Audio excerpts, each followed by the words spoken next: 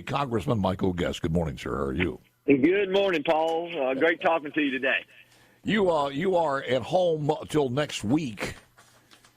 That's correct. Flew in last night, and we'll be returning back early next week as we select our next speaker. What is that? When do you think that's going to happen, on Monday or Tuesday? So Tuesday, members will return to Washington. Okay. We will meet as a Republican conference. At the conference meeting, everyone who has an interest in running will make that announcement.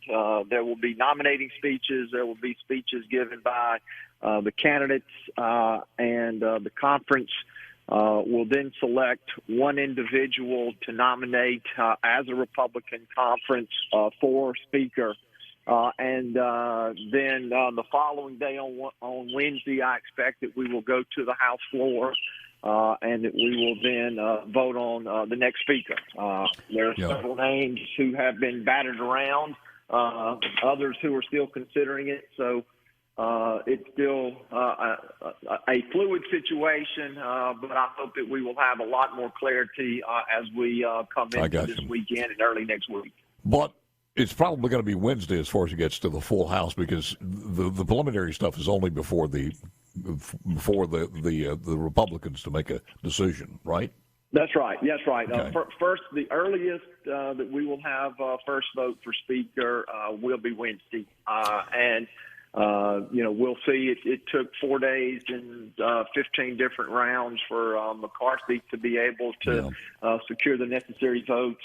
And so we will see whether or not any of the candidates can secure those votes on the first round. It's not the candidate with the most votes. You have to have a majority of the members who are present. Normally full Congress, that would be 218. And so with this Congress with a few absences, it would probably be 217 would probably be the number that you would need to be elected speaker. I'm sure you've gotten an earful from the people when you hit the ground, and also from your staff and everything else, all the social media. But what's the feedback that you're getting? You and our delegation voted against this.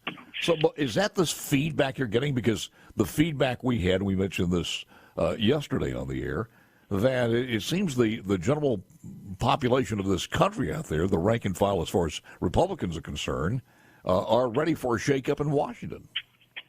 Well, I think, we've seen an eventful few days, Paul, and really all this began last week as we were talking about government funding. We know that the fiscal year for the government ends end of September. We were approaching that, and so last week there was an attempt to pass a Republican funding bill that would have cut spending by 30%. But would have protected the military and our veterans, and it would have secured the border, and it would have been a short 30-day spending gap for us to continue negotiating those bills. I thought, and many members of the Republican conference thought that was any time that you can cut spending and talk about securing the border, do anything to stop what we're seeing down there, that those were key priorities that we campaigned on, and we wanted to see that. I understand it, but wasn't the Ukraine funding and this deal, I mean, that was a big part of it, and it added to the gunpowder that Matt Gaetz used. And are you talking about the fact? I'm talking about the deal that the president said he cut a deal with the Speaker of the House, Republican Mike McCarthy, to go on and take the funding for Ukraine out of the bill and the temporary bill, but he was assured by McCarthy that he would put it back in 45 days. I was not present in any of those deals. I've heard that is something that the allegations that Matt Gaetz has made. I will tell you that there is no appetite from the large majority of the Republican Party, including myself, to continue to send money to the Ukraine. And what we saw this week was we saw a small number of Republicans join with the Democrats to remove Kevin McCarthy from the speakership. And so now what we've got to do is we've got to forward who's going to be our next leader. I'm not focused on how this happened. I mean, what we've now got to focus and turn our attention to is our next leader is the next Speaker of the House going to be either All Steve Scalise or Jim Jordan. I think those are the two candidates who have risen up, and I think both of them would do an incredible job. The news this morning, and I'm sure you've heard this, and I'm not sure if it concerns you or you're concerned about it or not, because as you said, it's in the aftermath. But if there's any validity to this, then I think because there is a movement for Matt Gaetz to be kicked out, and do you think that will go forward? I know that there are members talking about that. I don't think that there are the votes necessary to remove Matt from Congress or to kick Matt Gaetz out of the caucus. All right, here's but there are more of some of our moderate members who at least are making those discussions. But I don't think that ultimately that they'll be successful. Well, here's the irony to that, and I got to do this before I give you that other story here, is if a growing number, and you say possibly a majority of people, are against this Ukraine funding, and that was one of the building blocks on the ire from Matt Gaetz and the 8 people, then why wasn't it more than 8 people who also questioned that reported a deal between that the president himself had stated? Well, again, I don't believe much this president says, Paul, and I've got to believe that you don't either. I mean, I think that this president is untrustworthy. I think that he doesn't have the best interest. Okay, all right. So you're saying that he lied and there was not, which is very possible. All right, let me move on to this one. Kevin McCarthy is being accused of funneling over $1.8 million from a joint Protect the House 2024 fundraising committee to his personal Kevin McCarthy for Congress reelection fund. He has a Speaker of the House, something called the Protect the House 2024 fundraising committee, which funnels literally millions and millions of dollars into the Speaker's power to allocate this where he thinks it will help the most. And then apparently the charge is, the allegation here is, he took some of that money that was supposed to be shotgunned through different people, put it in his own fund, the Kevin McCarthy for Congress reelection fund, and then the allocation is that people like Lauren Boebert, who was, loves to go to movies and has a good time at movies until the cameras start rolling, has been bought off by Speaker McCarthy and his Protect the House fund in exchange for never supporting a motion to vacate. And apparently this is Laura Loom, who is quite respected on Twitter. She said, I've examined FEC records and show McCarthy gave her $95,788 in March, 2 months after Boebert voted against him.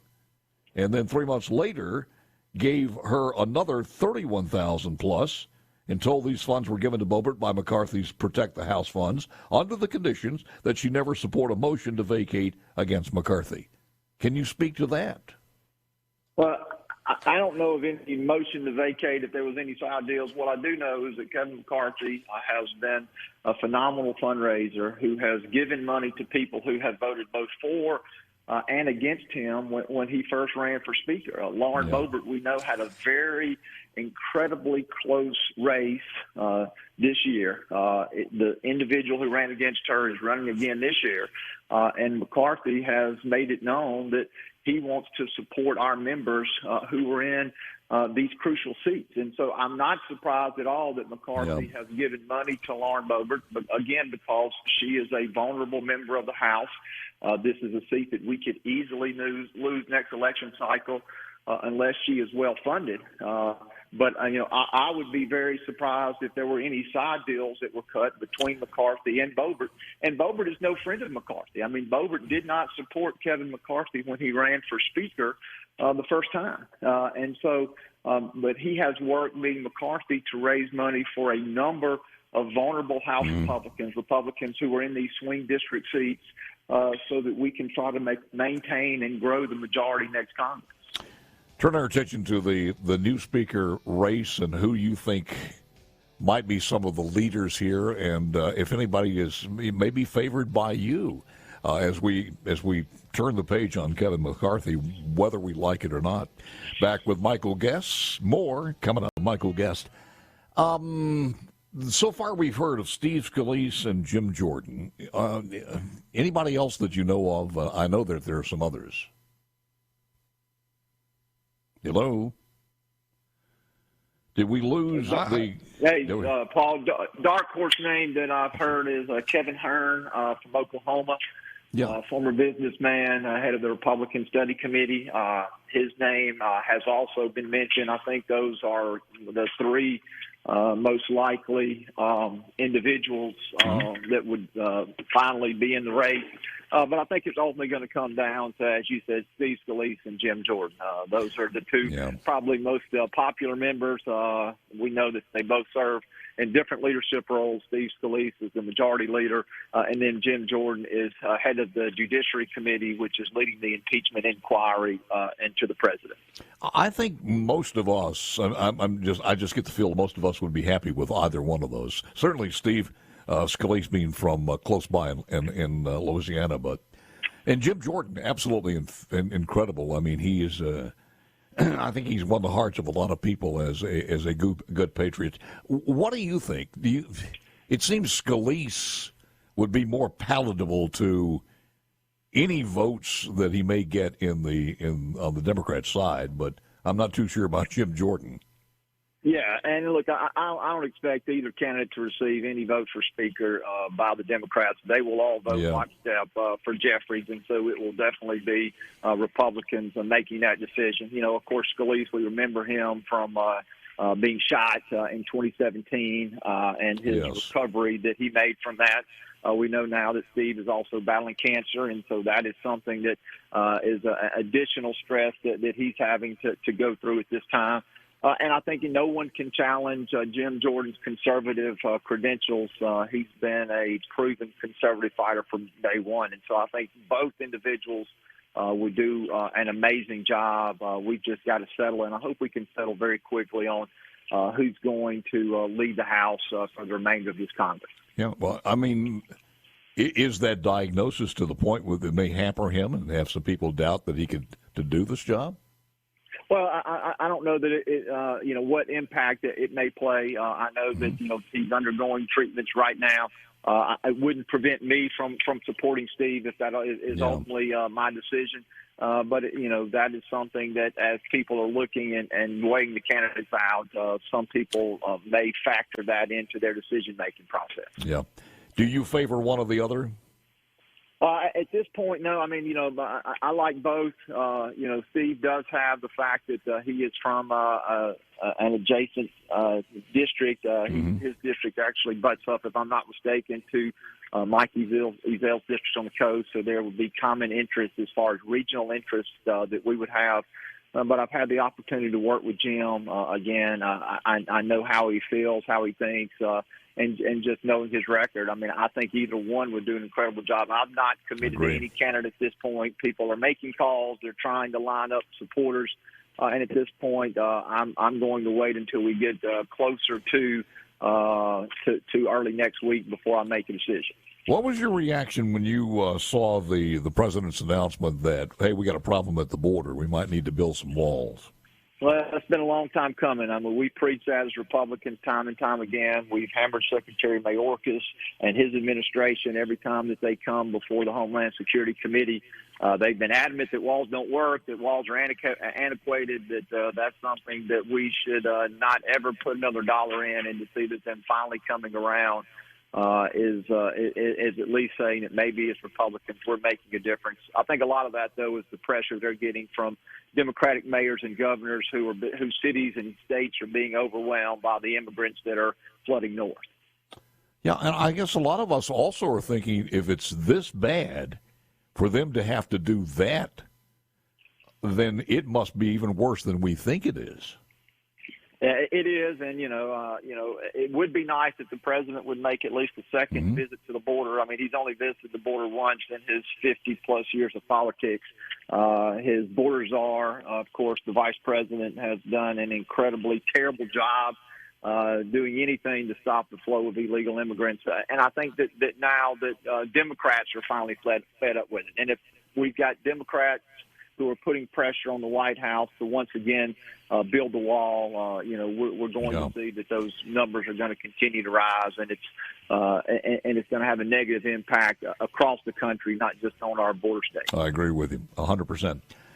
Thank you, sir. Keep us abreast of what's going on, and I thank you for spending some time with us as always. I hope your trip home is a good one, sir, and get all your honeydews done. I'll get them all knocked out as many as I can. Thank you, Paul. Thank you, Michael. Appreciate it very much. Congressman Michael Guest. 3rd District, Steve Gent. A little rain might make the course better, I guess. I still don't see anything out the studio windows here. Do you, Lance, at all? I walked out a minute ago. It is overcast, but no rain yet. It's almost like if it rains, the sponge up there so dry it's going to suck it out before it gets here. Coming up, Steve Gent, right after news from Fox and also from Super.